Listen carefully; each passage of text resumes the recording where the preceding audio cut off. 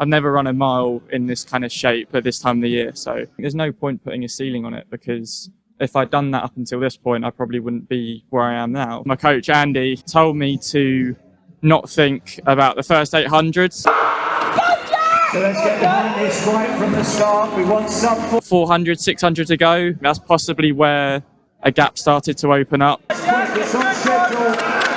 To hold forward. The rest of it is a bit of a blur. Right from the start.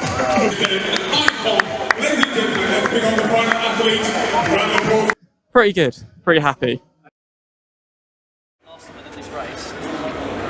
did this race, over 8. Alright, see you in a bit.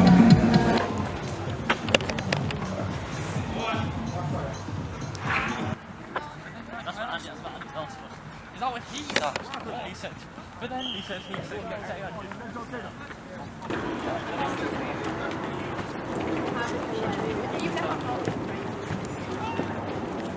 like an 18-year-old. So it's like, what?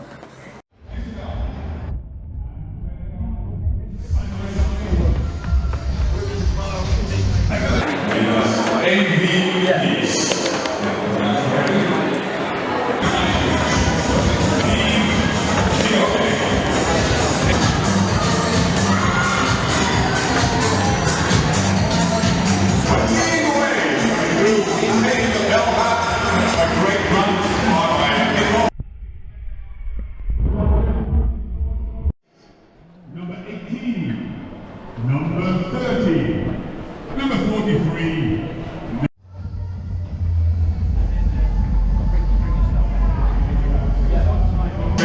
Our next speaker for the race as we move on to the conclusion.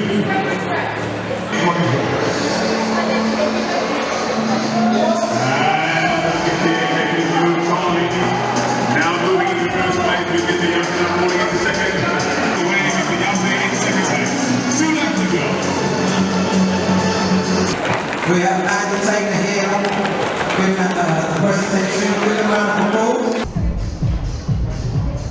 As I said, moving on to the mile record, security is...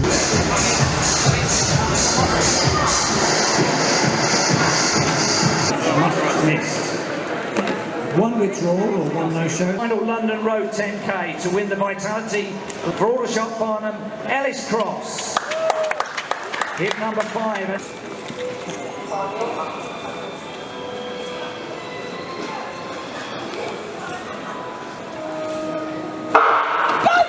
So let's get behind this right from the start. We want sub-4 for as many of the field as possible.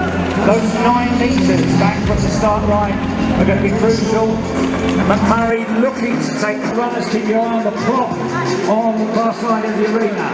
McMurray, 7. Then Tyler Billiard.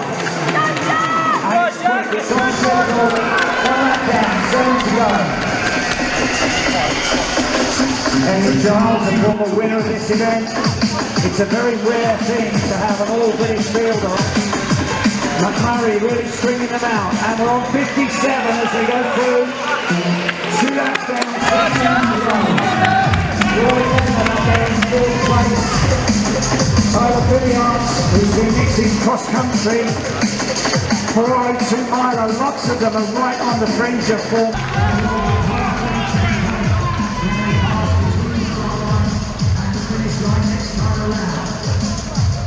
Let's get behind the end of the straight this time. The lap indicator moves to 4 laps to go. 880 yards, 157, 158. And almost the whole field still in contention. Behind the pacemaker, still the steeplechaser, Jack Seddon. Then the 1500 metre specialist, Billiard. Then the 10,000 metre.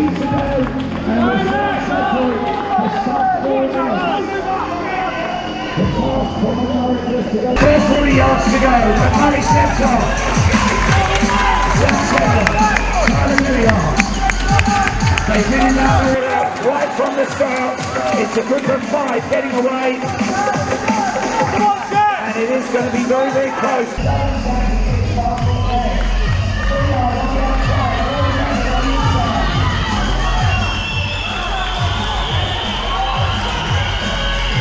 Harlequins Less than 150 metres to go. 4 men challenging.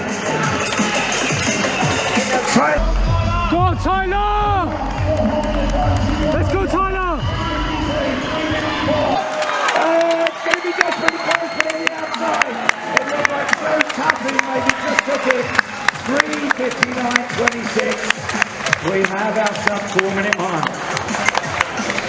It's not often that I get to have the opportunity to share this day with an icon.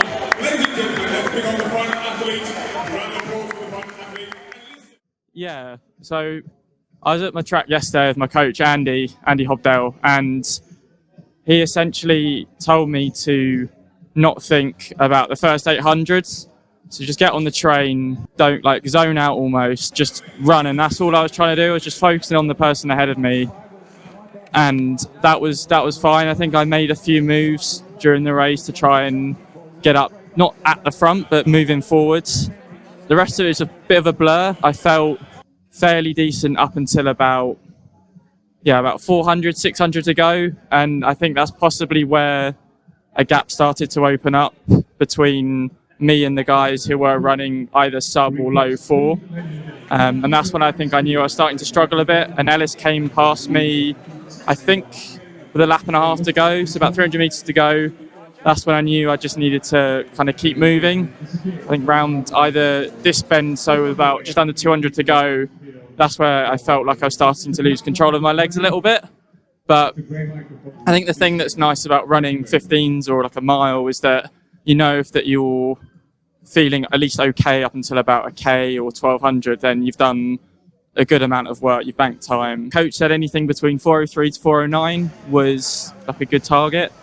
Ran 405.8, so pretty much spot on in between those two times.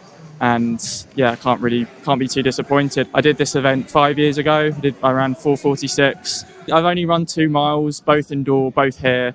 So yeah, I've never run a mile in this kind of shape at this time of the year. So pretty good, pretty happy. So I'll be doing the British Indoor Champs, the 15 Saturday week.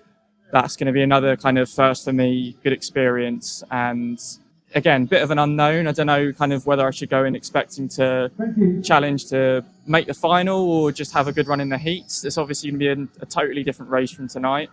But I think the one thing that I've taken from this is that there's a degree of speed and strength there. Maybe not, to compete with, the top guys quite yet, but it'll be a good marker to see where I'm at and just a really good experience that I'm equally looking forward to, but also a bit terrified for. Having, come from where I have, like taking an opportunity to run at the British Champs is not something I'm going to pass up. So hopefully, kind of if I'm running these times this time of the year, then the summer's going to be really exciting.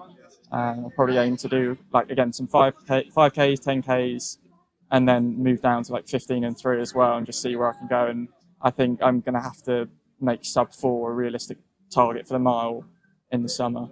And that's the thing that's quite nice as well, when you don't have a set idea as to what your top event is. You can kind of experiment with, I'll do night of the 10Ks because it's just an amazing event. I've done that the last 2 years. A couple of 5,000s, and then 15s is not something where I thought I never thought of myself as a 1500 meter runner, but I think from last summer that was probably the event where I raced best and ran quickest. So I guess there's got to be some kind of ability there. So it's just kind of a case of seeing what I can do over every distance, and then I kind of let Andy do the thinking and I just do the running. March 2020, just before lockdown, I was a bit more of a kind of almost recreational jogger before then. Just sort of started training with him and our local club. And it's kind of just been one thing from another, like breaking 16 minutes for the first time for 5K, breaking 15, breaking 30 for 10K for the first time. They're all been kind of milestones that in the past I would never have thought were possible. So, and that's kind of the mentality that I'm trying to keep with where I'm at now, is that I know Andy definitely doesn't think that I'm done kind of improving, and I buy into that as well. I think I really don't know where the ceiling is. Maybe it is here, and then if it is, then I will still be very happy with what I've run, but I do think that there's definitely room for some improvement. I think there's no point putting a ceiling on it, because if I'd done that up until this point, I probably wouldn't be where I am now. So there's no point setting any kind of boundaries or limits as to what I think is possible. I know there are some guys who are making their way towards the top end of the sport who've probably been in similar positions where, you know, there's a bit of I wouldn't even call it maybe naivety, but kind of almost using lack of experience to your advantage and just going out and not overthinking things and just running. So yeah, that's what I think this has been all about, and yeah, really enjoying it, and yeah, hopefully more of the same kind of for this next year.